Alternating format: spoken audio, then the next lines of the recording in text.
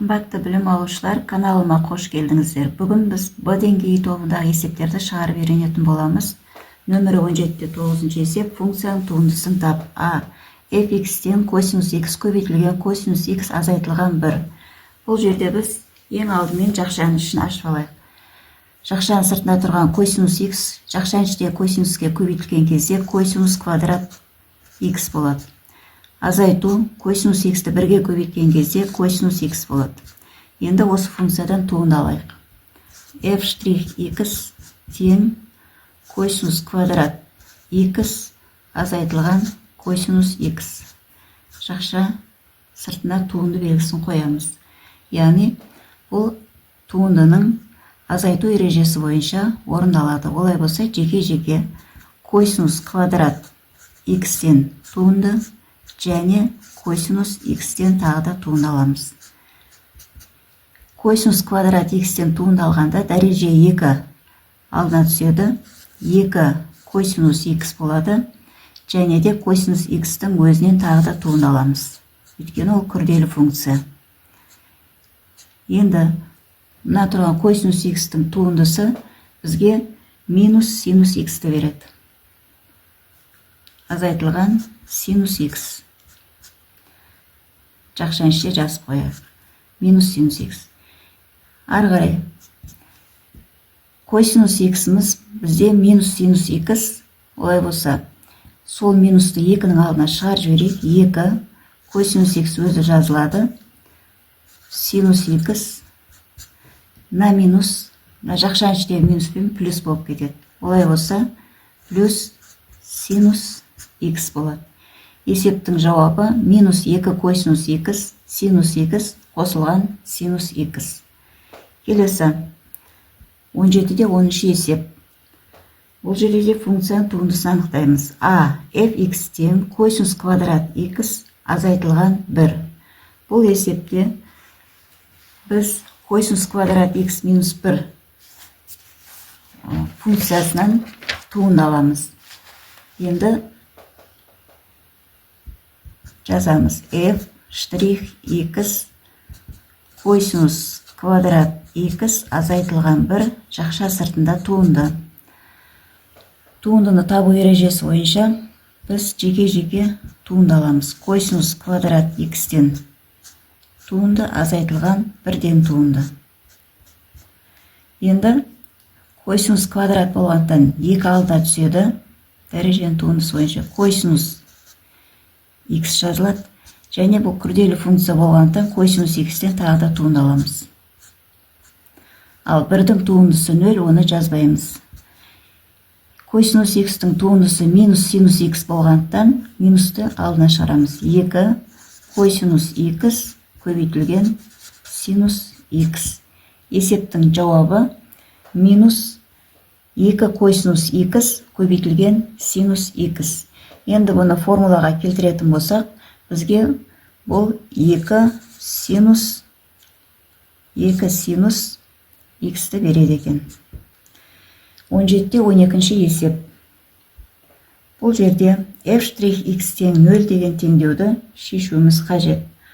А. fx тең 3 синус жақша ішінде x қосылған пи бөлінген 4 азайтылған 3 түбір асты 3 бөлінген 2 көбейтілген x.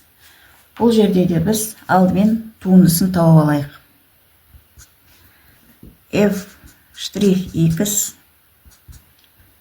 3 синус x қосылған пи бөлінген 4 жақша 3 түбір асты 3 бөлінген 2. Осылардан біз туындаламыз. Тең. Енді жеке-жеке жазайық. 3 синус x қосылған пи бөлінген 4 функциясынан 1 бөлік туындаламыз. Және азайту 3 түбір асты 3 бөлінген 2 x-тен тағы да туындаламыз. 3 тұрақты сан, өзгеріссіз жазамыз. Ал синус x плюс пи бөлінген 4, яғни синус x-тің туындысы бізде косинус x жақшаның ішінде өзгерісті жазамыз. Пи бөлінген 4-ті. Енді синустың аргументі x плюс пи бөлінген 4-тен тағы да туындаламыз. Күрделі функция. Азайтылған 3 түбірасты 3 бөлінген 2 тұрақты сан. Өзін жазамыз. X-тің туындысы 1 тең 3 көбейту косинус x қосылған пи бөлінген 4 өзін жазамыз. X-тің туындысы 1, ал пи бөлінген 4-іміз 180-ді 4-ке бөлгенде 45. 45 ол сан, сондықтан оның туындысы 0 болады. 1-ді 0-ге қоссақ 1 болады. Жақшаға көбейтсек, мынау жақшаның өзі шығады. Азайтылған 3 түбірасты 3 бөлінген 2 1-ге көбейткен кезімізде. Енді бізде осындай өрнек шықты. 3 косинус x қосылған пи бөлінген 4 азайтылған 3 түбірасты 3 бөлінген 2. Осы өрнекті біз мынау туындысын 0-ге теңестіруіміз керек енді. Мына жерде тең 0 деп бірден қарастырып кете берейік. Енді бұл жерде біз мына коэффициент 3-тен құтылу үшін 3-ке бөлеміз. Сонда бізде шығады 3-ке бөлетін болсақ косинус x қосылған пи бөлінген 4 азайтылған 3 түбірасты 3 3-ке бөлеміз.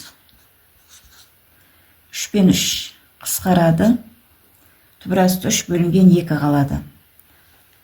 Мұнда жазайық. Косинус x қосылған пи бөлінген 4 азайтылған 3 түбірасты 3 бөлінген 2 тең 0. Енді түбірасты 3 бөлінген 2-ні теңдіктің оң жағына шығарайық. Косинус x қосылған пи бөлінген 4 таңбасы оң болып шығады. Түбірасты 3 бөлінген 2. Енді x плюс пи бөлінген 4 тең плюс минус арк косинус түбірасты 3 бөлінген 2 бізде пи бөлінген 6-ны береді. Пи бөлінген 6 қосылған 2 пи-n. Пи бөлінген 4-ті теңдіктің оң жағына шығаратын болсақ, x тең пи бөлінген 6 азайтылған пи бөлінген 4 қосылған 2 пи-n. Есептің жауабы x тең плюс минус пи бөлінген 6 азайтылған пи бөлінген 4 қосылған 2 пи-n. Оқушылар, егер де видео ұнаған болса, менің каналыма тіркеліп, лайк басып, комментарий жазып қойыңыздар. Және де достарыңызбен бөлісуді ұмытпаңыздар. Сау болыңыздар.